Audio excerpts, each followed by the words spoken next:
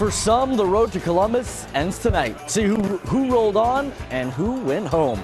Welcome into Friday Night Fast Break, sponsored by Dr. James Klosterman, MD. We begin tonight with one of the area's top teams, Dunbar. They're ranked third in Division II, and they look to continue their role in this postseason, taking on Carroll. Tim Cogan and the Patriots looking to slow down this Wolverines attack. Second quarter, A.J. Harris, the Ohio State commit, future point guard with the steal going the other way for the easy bucket in the third quarter. Dunbar, they're rolling along, steal under their own hoop. William Green getting the easy bunny there. Later, Dorian Dawson in traffic rises up and knocks it down. Gets it to just use every part of the rim and in. Carroll, though, they wouldn't go away. Jackson Jaber hitting this.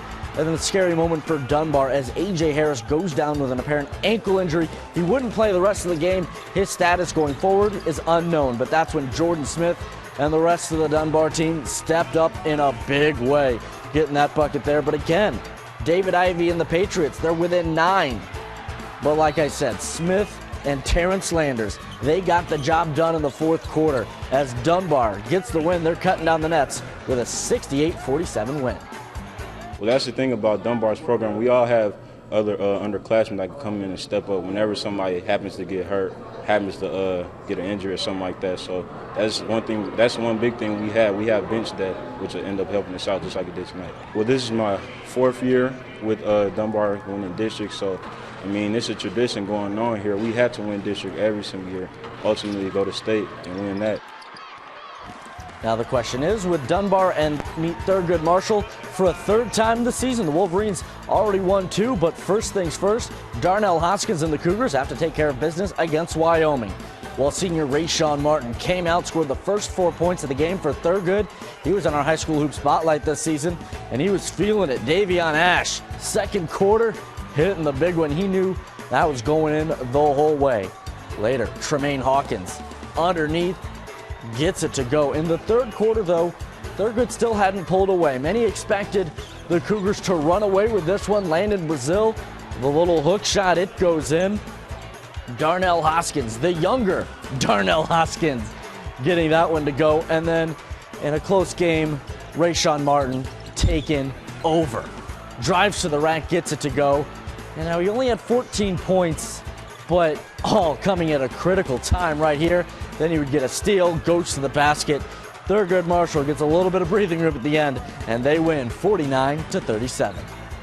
He single-handedly made the difference in the fourth quarter, and I think you could contribute that to the amount of work that he put off in the offseason. Late in games, he just tends to get stronger, and that's when, you know, cream rises to the top, and I've had those conversations with him. It feels real great. Last year we missed out, lost the Altar. That was unexpected, but it feels real good to cut down some nets and move on in the tournament. And we will get Dunbar versus Thurgood Marshall Thursday at 8 p.m.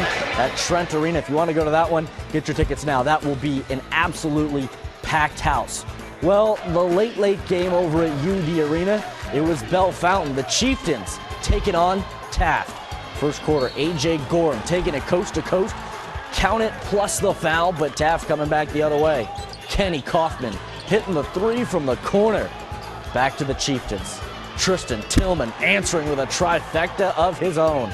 Kaufman again with the answer, this time from the other side of the arc as it goes. Bell Fountain would go back and forth with these two teams.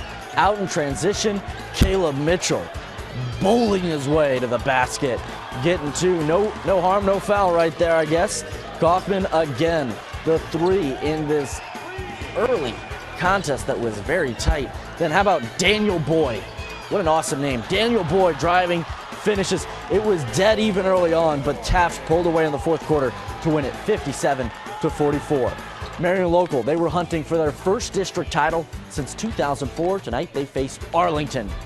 The 6'10 Luke Kanapke showing off some range. Marion Local, such a big team, pulling up, hitting the long 2. Kanapke with a swat right there. Or actually, here's back with Kanapke. He's underneath the basket. And Marion Local, like I said, they've got so much hype, but they've got some perimeter shooting as well. They use that. They put that heist to some good use, pulling away from Arlington, claiming that district title with the 34 win tonight. Alter has been rolling through this season. They're 27-0 coming in today, ranked second in Division II, and they're coming off a 56-33 beatdown of previously unbeaten and third-ranked Clinton Massey.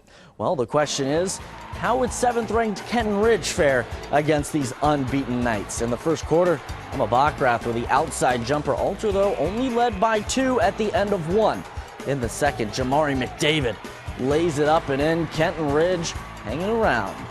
Libby Bazelic to Kara Bachrath for another long jumper. Alter, they stretch the lead out a little bit. It's 31-22 advantage at the break in the third. Stephanie Davis to Sarah Thornton.